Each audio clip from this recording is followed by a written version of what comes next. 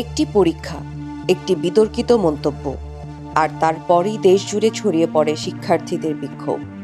রাজধানীর science lab থেকে জাতীয় সংসদ ভবন, উত্তরার বিএনএ সেন্টার থেকে দেশের বিভিন্ন জেলা একটাই স্লোগান, দফা ১, দাবি ১, শিক্ষামন্ত্রীর পদত্যাগ। কিভাবে একটি পরীক্ষাকে ঘিরে এত দ্রুত উত্তপ্ত হয়ে উঠল পরিস্থিতি?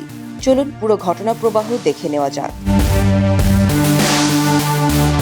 ১৩ জুলাই টানা ভারী বৃষ্টি, বন্যা ও জলাবদ্ধতার মধ্যেও অনুষ্ঠিত হয় এইচএসসি ও সমমানের পরীক্ষা।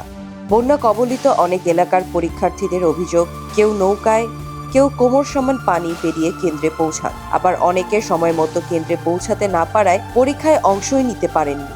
এর মধ্যেই সামাজিক যোগাযোগ মাধ্যমে ছড়িয়ে পড়ে শিক্ষামন্ত্রী ডক্টর আ.ন.ম এহসানুল হক মিলনের একটি কথোপকথনের অডিও বলে দাবি করা একটি ক্লিপ। সেখানে শিক্ষার্থীদের ফার্মের মুরগি বলে উল্লেখ করা হয়েছে এমন অভিযোগ ঘিরে শুরু হয় তীব্র সমালোচনা। দুর্যোগের মধ্যে পরীক্ষা এবং এই বিতর্ক দুটি শিক্ষার্থীদের ক্ষোভকে আরো বাড়িয়ে দেয়। পরদিন ১৪ জুলাই সকাল থেকে রাজধানীর সায়েন্স ল্যাব, উত্তরার বিএনএ সেন্টার সহ বিভিন্ন স্থানে বিক্ষোভ করেন এইচএসসি পরীক্ষার্থীরা। পুলিশের বাধা পেরিয়ে আন্দোলন ছড়িয়ে পড়ে রাজধানীর বিভিন্ন এলাকায়। একই সঙ্গে চট্টগ্রাম, বগুড়া, কুমিল্লা, বরিশাল, নরসিংদী সহ দেশের বিভিন্ন জেলাতেও একই দাবিতে বিক্ষোভ হয়। বিকেলে সায়েন্স ল্যাবে সমাবেশ করে শিক্ষার্থীরা ৩ দফা দাবি ঘোষণা করেন। দুর্যোগ শেষ না হওয়া পর্যন্ত এইচএসসি পরীক্ষা স্থগিত।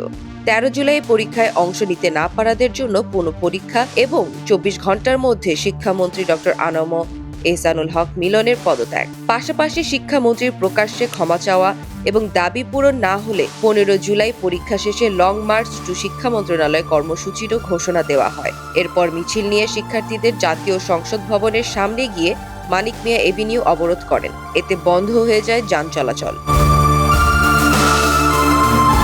পুলিশ তাদের সরিয়ে দিলেও রাত পর্যন্ত রাজধানীর বিভিন্ন স্থানে বিক্ষোভ অব্যাহত থাকে। এদিকে জাতীয় সংসদে শিক্ষামন্ত্রী জানান, চট্টগ্রাম শিক্ষা বোর্ডের স্থগিত হওয়া পরীক্ষাগুলো নতুন প্রশ্নপত্রে নেওয়া হবে।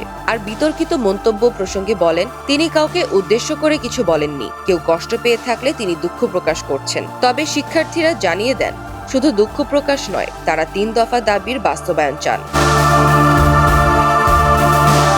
দিনভর বিক্ষোভ, সড়ক অবরোধ, ৩ দফা দাবি, ২৪ ঘন্টার আলটিমেটাম আর সংসদ ভবনের সামনে উত্তেজনার মধ্য দিয়ে শেষ হয় ১৪ জুলাইয়ের আন্দোলন। তবে আন্দোলন থেমে থাকেনি।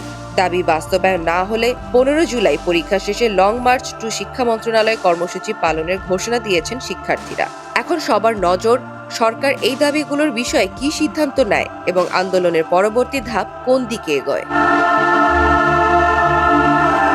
Desk report, observer.